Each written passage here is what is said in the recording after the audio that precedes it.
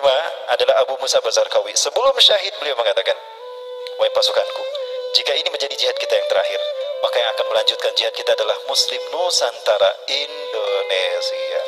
5 orang ini mengatakan hal yang sama. Ini bukan isapan jempol. Saya mendengar langsung 2 di antara mereka. Langsung saya yang bertanya, Bapak Allah, dan mereka mengatakan hal ini. Jadi mimpi itu Rasulullah berkata, Ya ahla Syam, ya ahla Gaza, innal ladina sayuharrirukum min zulmil Yahuda wa yu'aduna al-aqsa ala rihabikum ikhwatukumul muslimun al-Indonesia.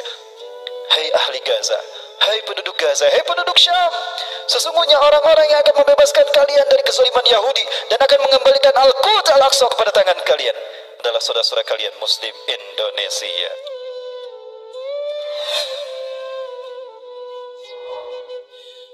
Ya Alhamdulillah. Lalu apa hikmahnya bagi kita sekalian, para sekalian? Ya, jadi hijrahnya Rasulullah ke Masjidil Aqsa ini adalah isyarat kalau titik tolak kebangkitan Islam ini dari Masjidil Aqsa.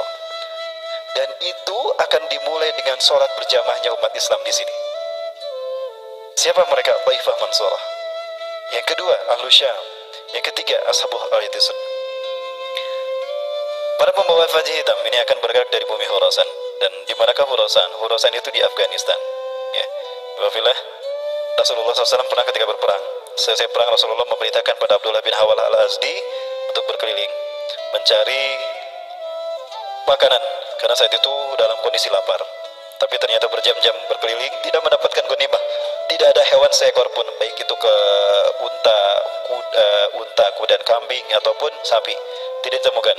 Maka kembali dalam wajah menyesal dan tangan kosong. Maka Rasulullah mengatakan, Ya Ibnu Hawalah, Hei Ibnu Hawalah, jika kamu melihat panji hitam berkibar di bumi Baitul Maqdis atau di pelatarannya, itu pertanda kiamat lebih dekat kepada kalian ketimbang kepala dan pundakmu ini. Para sekalian, sekarang di Gaza sudah berkibar panji hitam di sana. Selat Gaza. Coba lihat selat Gaza, panji hitam itu sudah berkibar. Artinya tinggal 75 km lagi ke Masjidil Aqsa, panji ini akan dibawa oleh Indonesia. Ya, makanya mereka menyambut kita, para Allah. Mereka menyambut kita. Mereka merayakan HUT RI. Mereka tidak diminta, mereka merayakan sendiri. Untuk membuat mereka bersabar menanti kehadiran kita. Karena mereka yakin yang akan membebaskan mereka dari kezaliman Yahudi adalah bangsa kita. Maka apa kita akan diam saja menunggu mereka habis? Yang mereka kibarkan pertama kali bendera kita. Itu mengisyaratkan hadirnya kita dulu. Baru merdekalah mereka, baru bendera Palestina dikibarkan. Kebayang nggak, sekalian? Seorang diri melihat ini. Bagaimana saya tidak nangis, orang sekalian? Ini janji dari Allah bagi kita. Mas sekalian, jangan berleha-leha. Pintu surga sudah dibukakan di sana, dan tidak lama lagi dia terbuka di negara kita. Allahu Akbar. Ya, maka jangan salah. Sekali lagi, mereka bermimpi bertemu Rasulullah. Ada 5 orang dari Gaza. Mereka bertemu mimpi Rasulullah SAW di malam yang sama. Mimpi bertemu Rasulullah di malam yang sama, tidak saling kenal dan tidak janjian. Dari mimpi itu Rasulullah berkata, Ya ahla Syam, ya ahla Gaza, innal ladina sayuharrirukum min zulmil Yahuda wa yu'aduna al-aqsa ala rihabikum ikhwatukumul muslimun al-Indonesia. Hai ahli Gaza, hai penduduk Gaza, hai penduduk Syam, sesungguhnya orang-orang yang akan membebaskan kalian dari kezaliman Yahudi dan akan mengembalikan Al-Quds Al-Aqsa kepada tangan kalian adalah saudara-saudara kalian Muslim Indonesia. Allahu Akbar. Ya, persiapan yang terbaik saudaraku. Ya, ini adalah momentum kebangkitan Islam. Insyaallah kita runtuhkan kapitalisme Amerika dan Zionisme Yahudi, dan kita kembalikan kemuliaan itu sebagaimana yang Allah janjikan lewat lisan Rasulnya. Baik, Bapak Rahmatullah, tentang mimpi mereka ini, mimpi memimpikan Indonesia, ya. Ini mimpinya yang diterangkan melalui beberapa media dan beberapa utusan. Ya, kalau tidak salah KNRP pernah mengabadikan ini. Ya, mimpi aneh 5 pemuda Palestina, Masjidil Aqsa akan dibebaskan oleh Indonesia. Tepatnya Ramadan 1435 Hijriah, menjadi duka bagi warga Palestina. 2008, 2009, itu kaum muslimin dibantaikan di Gaza 3 pekan. Ya, di saat itu kaum muslimin mengalami luka yang luar biasa yang ada di Gaza ini. Dan ternyata Allah memberikan wasiat isyarat ini lewat mimpinya 5 orang soleh dari penduduk Gaza, pemuda Gaza. Alkisah di awal tahun ini, 1435 Hijriah, 5 warga Palestina yang tinggal di sekitar Al-Quds bermimpi. Mimpi mereka mirip, bahkan sama, bahwa Masjidil Aqsa, kiblat pertama umat Islam dunia, dan masjid suci ketiga akan dibebaskan oleh orang-orang yang sebelumnya tidak mereka kenal. Wajah-wajah mujahidin itu agak asing bagi mereka, sebab wajah-wajah itu bukanlah wajah-wajah orang Palestina, bukan pula wajah orang-orang Timur Tengah. Tetapi ada kesamaan, ada aura wudhu yang menandakan bahwa mereka adalah umat Islam, bahwa mereka adalah orang-orang yang beriman. Dari mimpi itu mereka kemudian menjadi tahu bahwa para mujahidin yang ada dalam mimpi itu berasal dari Indonesia, sebuah negara yang berpenduduk muslim terbesar di dunia. Salah seorang di antara mereka merasa heran, sebab ia belum pernah mendengar nama Indonesia dalam kehidupannya yang nyata. Padahal Indonesia adalah negeri dengan muslim terbesar di dunia, dan dalam mimpi itu mereka lah yang membebaskan Masjidil Aqsa. Dalam mimpi itu tampak muslim Indonesia sangat banyak. Mereka tiba di Palestina dan bertempur melawan Israel. Peperangan demi peperangan dimenangkan oleh muslim Indonesia itu. Mereka tidak dapat dilawan dan tidak dapat dikalahkan. Hingga akhirnya Israel pun takluk di tangan wajah-wajah asing itu. Badal Islamu ghoriba wa sayudu ghoriba kama bada. Islam datang asing pertama kali dan akan kembali asing kepada Allah. Fatubalil ghuraba, maka berbahagialah bagi orang-orang yang asing. Famanil ghuraba ya Rasulullah? Siapakah al-ghuraba itu Rasulullah? Alladzina yuhayyuna ma amatanasu min sunnati, ma amatanasu min sunnati. Orang-orang yang menghidupkan kembali sunnahku yang dimatikan oleh manusia. Sunnah untuk berjamaah salat di Masjidil Aqsa. Itu adalah sunnah yang saat ini ditinggalkan. Maka itu akan dilakukan dan itu akan menunjukkan bendera yang akan berkibar di sana adalah merah putih. Betul? Allahu Akbar. Insya Allah di antara mereka adalah kita. Mereka orang-orang Indonesia itu datang bagai air bah. Mereka memenangkan peperangan demi peperangan, dan Israel pun pada akhirnya tunduk kepada mereka. Salah seorang menceritakan mimpinya saat bertemu secara kebetulan dengan orang yang bermimpi sama. Kok mimpi kita sama? Kita tidak saling kenal dan kita tidak berjanji sebelumnya. Kisah mimpi ini telah dimuat di Nabawiyah, salah satu media, salah satu majalah ternama di sana di Gaza, bersama dakwah pada bulan Februari lalu. Namun kini kembali ramai diperbincangkan dan di-share di media sosial tentang mimpi ini.